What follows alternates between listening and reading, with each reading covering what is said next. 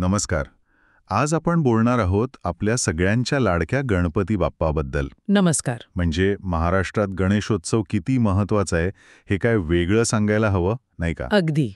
तर आज आपण काही निवडक लेख आणि एका सामाजिक अहवालाच्या आधारे माझा महाराष्ट्र माझा गणपती या संकल्पनेच्या थोडं खोलात जाऊया. हो, म्हणजे फक्त वरवरच्या गोष्टी नाही तर त्यामागचं खरं महत्त्व काय आहे ते बघूया. बरोबर.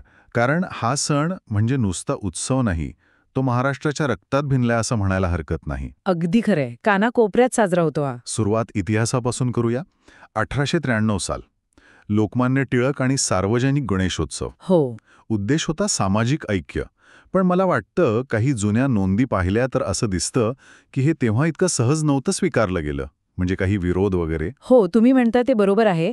खरं तर टिळकांचा हेतू अगदी स्पष्ट होता. म्हणजे लोकांना एकत्र आणायचं होतं, जातपात विसरून एक व्यासपीठ तयार करायचं होतं. ब्रिटिशांविरुद्ध एकजूट. अगदी. पण सुरुवातीला काही पारंपरिक विचारसरणीच्या लोकांना हे पटलं नाही. म्हणजे सार्वजनिक उत्सवामुळे घरातला पूजेचं पावित्र्य कमी होईल अशी एक भीती होती त्यांना. अच्छा. पण हळूहळू लोकांनी स्वीकारलं. आणि मग हा फक्त धार्मिक विधी नाही राहिला. तो महाराष्ट्राच्या ओळखीचा म्हणजे अस्मितेचाच एक भाग बनला. हो ना. स्रोत पण हे सांगतात की यामुळे तो जास्त लोकांपर्यंत पोहोचला. बरोबर. जास्त व्यापक झाला असं म्हणूया.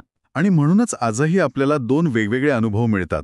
एक म्हणजे घरातला गणपती. हो, जिथे सगळा भर असतो तो कौटुंबिक जिव्हाळ्यावर. अगदी. छोटीशी सजावट, घरच्या आरत्या, प्रसादाची चव. अनेक घरांमध्ये तर पिढ्यानपिढ्या काही खास पद्धती चालत आल्या आहेत. हो, त्याचा उल्लेख पण आहे काही ठिकाणी. आणि दुसरीकडे एकदम विरुद्ध म्हणजे सार्वजनिक मंडळं. काय ती भव्यता. हो, आणि ती गर्दी. शहरं आणि गावांमध्ये या मंडळांनी उत्सवाला एक वेगळाच रंग दिलाय. आणि हे प्रमाण गेल्या काही दशकात खूपच वाढलंय, नाही का? खूपच. आणि यात मग काही नावं एकदम समोर येतात.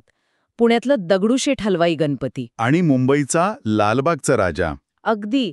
ही फक्त मोठी मंडळं नाहीत, तर ती कलेचं, श्रद्धेचं आणि त्या प्रचंड गर्दीचं प्रतीक आहेत. हो. आणि त्यांच्याशी जोडलेल्या कथा, नवस. बरोबर. त्यामुळे त्यांची लोकप्रियता फक्त देखाव्यापुरती नाहीये.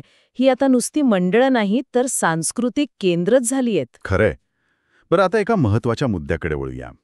अलीकडच्या काळात पर्यावरणाचा विचार खूप पुढे आलाय. हो, हा खूप महत्वाचा बदल आहे. आपण जे काही अहवाल पाहिलाय त्यात दिसतंय की शाडू मातीच्या मूर्तींचा वापर वाढतोय. म्हणजे ती आपली नैसर्गिक चिकणमाती. जी पाण्यात सहज विरघळते. आणि नैसर्गिक रंगसुद्धा. म्हणजे हळद, बीट वगैरेपासून बनवलेले. रासायनिक रंगांपेक्षा कितीतरी चांगले. नक्कीच. आणि हा बदल फक्त वरवरचा नाहीये. यातून लोकांमध्ये आलेली सामाजिक आणि पर्यावरणीय जाणीव दिसतेय. हो. अनेक तरुण गट, संस्था यासाठी खूप सक्रियपणे काम करतायत असंही काही नोंदी सांगतात. आणि ते विसर्जनासाठी कृत्रिम तलाव तयार करणं. हो, तेही याच बदलाचा भाग आहे. म्हणजे बघा, श्रद्धा तर आहेच, पण त्यासोबत जबाबदारीचं भान पण येते. परंपरेला आधुनिक विचारांची जोड मिळते असं म्हणूया. छान आहे हे. आणि महाराष्ट्राची खरी गंमत तर त्याच्या विविधतेत आहे. या उत्सवात ती कशी दिसते? दिसतेच. कोकणात बघा, घरात गणपती जास्त दिवस असतो. काही ठिकाणी गौरी गणपती मिळून मोठा उत्सव असतो. तिथे घरगुती परंपरा जास्त जपलेल्या दिसतात, नाही का? अगदी. मग विदर्भात जा, तिथे गोंधळी नृत्य किंवा लेझिम काय म्हणतात त्याला, हे पारंपरिक खेळ सादर होतात. हो हो. आणि पश्चिम महाराष्ट्रातली मंडळी तर सामाजिक उपक्रमांसाठी ओळखली जातात. आरोग्य शिबिरं, पुस्तक वाटप. रक्तदान शिबिरं पण. आपल्या श्रोत्यांमध्ये अशा काही मंडळांची उदाहरणं पण आहेत ज्यांनी खरंच समाजासाठी चांगलं काम केलंय. निश्चितच. आणि इथेच गणेशोत्सवाची खरी ताकद आहे. तो फक्त धर्म किंवा मनोरंजन नाहीये. तो समाज जोडतो. बरोबर. आणि सामाजिक कार्यासाठी एक महत्वाचं माध्यम बनतो. उत्सव साजरा करताना समाजासाठी काहीतरी करणं हे खरंच खूप चांगलं आहे. उत्सवाला एक वेगळा अर्थ मिळतो यामुळे. तर या सगळ्या चर्चेतून आपण काय म्हणू शकतो?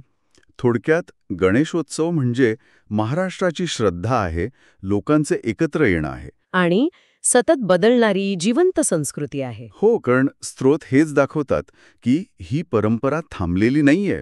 ती काळानुसार बदलतीये, नवीन विचार स्वीकारतीये. अगदी. आणि जाता जाता एक विचार मनात येतो की आता उत्सव खूप मोठा होतोय, इव्हेंटसारखा होतोय.